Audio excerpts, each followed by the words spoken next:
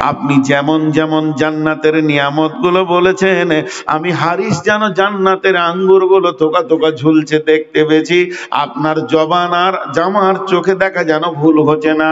জাহান্নামকে আপনি যেমন যেমন বলেছেন, ও দয়ার নবী গো, আমি জাহান্নামকে ওই রকম দেখতে পেয়েছি। তাদের চামড়াগুলোকে খালানো হচ্ছে, তাদের গরম পানি খাওয়ানো হচ্ছে, পুঁজ রক্ত খাওয়ানো হচ্ছে, আগুন যেন একে অপরে লড়াই করছে। আমার সকালটা গেছে আল্লাহর ভয়ে, জান্নাতের আশায় জাহান্নামের ভয়ে, এবং বিকালও গেছে জাহান্নামের ভয়ে। সন্ধ্যা হতে চলেছে। বিশ্বনবী বলছেন, হারিস রে, তুমি যে নিজেকে ইমানদার বলে দাবি করেছো, তোমার দাবি সত্য সত্য সত্য। তার মানে হচ্ছে যেটা আমি দেখলাম না তার উপরে দৃঢ় বিশ্বাস রাখলাম। আমার আল্লাহ কোরআনে প্রথমেই বলে দিচ্ছেন, আল্লাযীনা ইউমিনুনা বিল গায়বি, যে ব্যক্তি গায়েবের উপরে ঈমান এনেছে। তিনটে হলো, এক নম্বরে কিতাবের মধ্যে কোনো সন্দেহ নাই, দুই নম্বর মুত্তাকি হতে হবে, তিন নম্বর অদৃশ্যের উপরে ঈমান আনতে হবে, চার নম্বরে ওয়ায়ুকিমুনাস সালাতা, নামাজের কাতারে পাওয়া যাবে।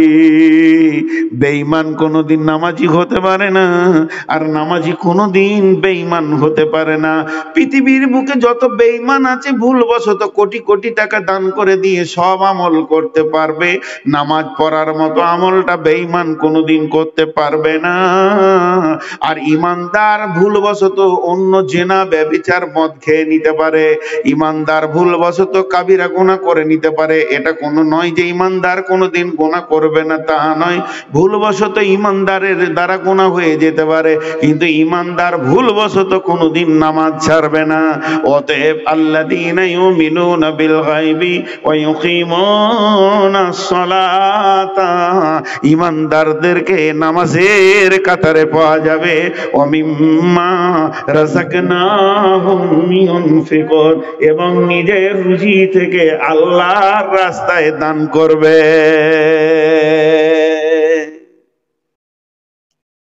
জি, দানের কথা বলেছি, দুজন উঠলো, ভাবছে এবার কালেকশন করবে তো পালিয়ে যায়, কিন্তু এখনো দু তিনটা আয়াতের তফসির বাকি আছে।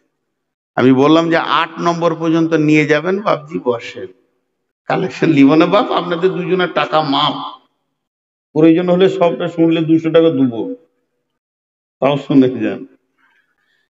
তো দান করবে।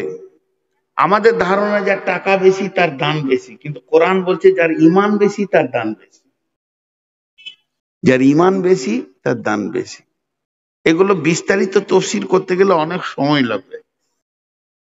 গায়েবের ওপরে ঈমান আনবে, আর তাকে, ভাই মোবাইলে ওটা বন্ধ কর ভাই, নাহলে আমি এক্ষুনি পড়ে যাবো মাথা ঘুরে। তোর কি দুশ্মনী আমি করে এসেছি যে তুই বারবার লাইটটাকে জ্বালিয়ে আমাকে কষ্ট দিছিস? না তোর বাপকে মার্ডার করেছিলাম? হ্যাঁ, বেয়াদব ছেলে। তো গায়েবের উপরে যে ঈমান আনবে তাকে নামাজের কাতারে পাওয়া যাবে। একটা মজার গল্প শোনাই। আমাদের ওইখানে এক কেরলের লোক, আমাদের ভারতের কেরলের লোক মদিনা গেছে। তো মদিনার একটা লোকের সঙ্গে কোনো কাজে পরিচয় হয়েছে, তো ওকে একটা ভিজিটিং কার্ড দিয়েছে যে তুমি যদি মদিনা যাও তো আমাকে দেখা করবে। তো মদিনাতে গিয়ে কার্ডটা ধরে ধরে ওর দোকানে গেছে। তো দোকানে কর্মচারী বলেছে মাকান মে হ্যায়, তোর বাড়িতে গিয়েছে। বাড়িতে যে গেটম্যান আছে কেয়ারটেকার, সে বলছে দোকান মে হ্যায়। তুই দোকান মাকান, মাকান দোকান।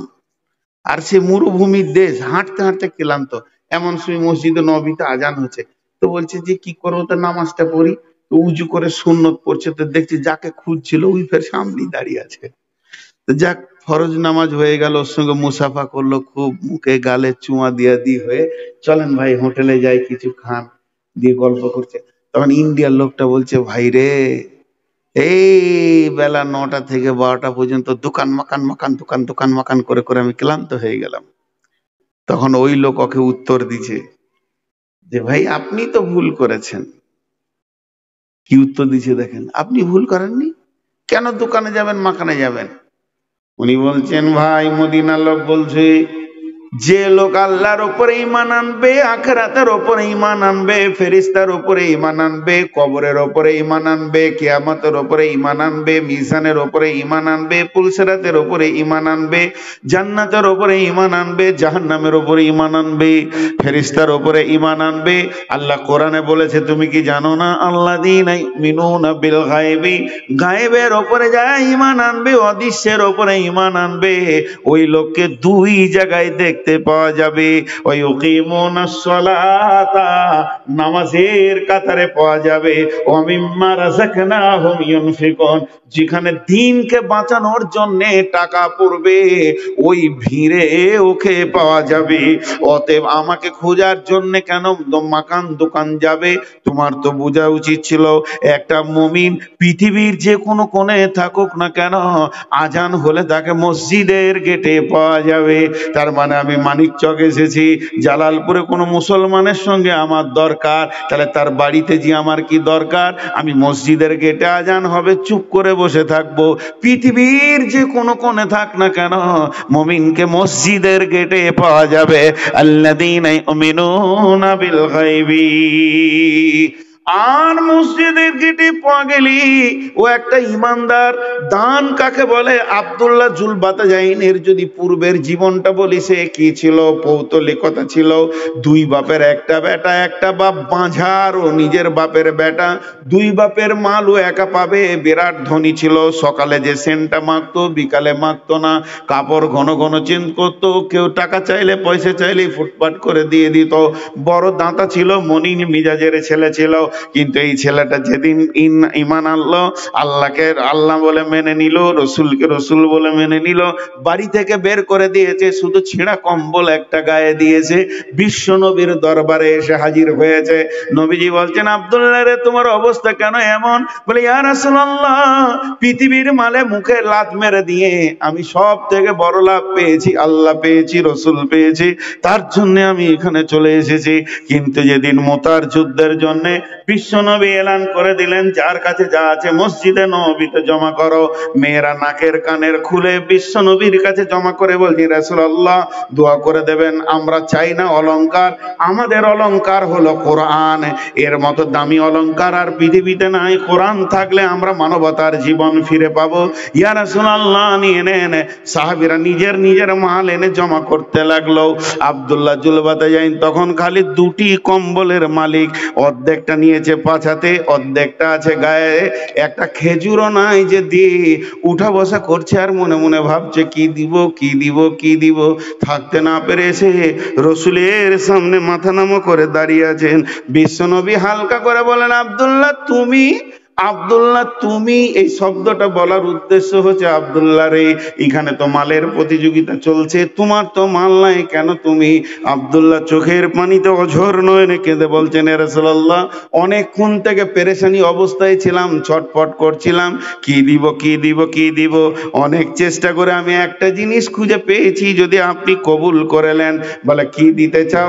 ইয়া রাসূলুল্লাহ, আমি আমার প্রাণটাকে দান করে দিব মুতার প্রান্তে। বিশ্বনবী বললেন, আব্দুল্লাহ রে, তোমাকে কবুল করে নেওয়া হয়েছে, চলো। সাহাবীরা যখন মুতার দিকে বের হতে শুরু করলেন, আব্দুল্লাহ যখন বের হবে, বিশ্বনবী আব্দুল্লাহর ঘাড়ে হাত দিয়ে বলছেন, আল্লাহ, বড় মালের ত্যাগ দিয়ে আল্লাহ দিন ইসলামে এসেছে, এর জন্য কাফের মুশরিকের জন্য আব্দুল্লাহর রক্তকে হারাম করে দিলাম। আব্দুল্লাহ চোখের পানিতে কেঁদে ফেললেন, ইয়া রাসূলুল্লাহ, আমি তো শহীদ হওয়ার জন্য এত কিছু করছি, আপনি এমন দোয়া দিলেন কেন? বিশ্বনবী বলেন, আব্দুল্লাহ রে, তুমি যদি বিছানাতে মরো, আল্লাহ তোমাকে শহীদের দরজা দেবে, শহীদের ময়দানে তুলবে। আব্দুল্লাহ মুতার প্রান্তে কয়েকদিন খোলা আকাশে মহরাতে থাকার কারণে পৃথিবী থেকে শেষ নিঃশ্বাস ত্যাগ করলেন। জানাজাকে পড়ালেন, জানাজা পড়ালেন স্বয়ং বিশ্বনবী। বিশ্বনবী জানাজা পড়িয়েছেন, রাত্রিতে লাশ রাখা হবে তার কবরে। হযরতে বেলাল একটা লাঠির উপরে মশাল জ্বেলে দিয়েছে, সে আগুন জ্বালিয়ে সাথীদেরকে গোরস্থানের রাস্তা দেখাচ্ছে। আর ওইদিকে বিশ্বনবী জানাজা পড়ানোর পর কবরে চলে গেছেন। কবর থেকে নেমে বলছে, তোমরা তোমাদের ভাইকে আমার কোলে দিয়ে দাও। হযরত বেলাল বলছে, কে যেন কবর থেকে শব্দ করে, আমি দৌড়ে গিয়ে দেখছি ভিড়কে ফেরে ওটা কেউ নয়, যিনি লাশ নামানোর জন্য নেমেছেন তিনি হলেন আখিরি পয়গম্বর নবী মুহাম্মদুর রাসূলুল্লাহ সাল্লাল্লাহু আলাইহি সাল্লাম। কেউ বলে বিশ্বনবী হাতটাকে এমনি করে তুলে রেখেছিলেন আর আল্লাহকে বলেছিলেন, কেউ বলছে না, ওকে দাফন করে দেওয়া হলো। এরপরে আমার নবী, আপনার নবী আল্লাহকে বলছেন, আল্লাহ এই সন্ধ্যা পর্যন্ত, এই পর্যন্ত আব্দুল্লাহ আমার কাছে ছিল, আমি তার উপরে রাজি হয়ে আছি, এখন আমি তোমাকে দিয়ে দিলাম, হে আমার রব তুমি আব্দুল্লাহর উপরে রাজি হয়ে যাও। কখন এই সম্মানটা পেয়েছে? যখন সমস্ত মালের ত্যাগকে ছেড়ে দিয়ে সামান্য জানটুকু আল্লাহর জন্য দান করে দিয়েছেন। তাই আমার আল্লাহ বলেন, মুমিনের গুণ হবে যে গায়েবের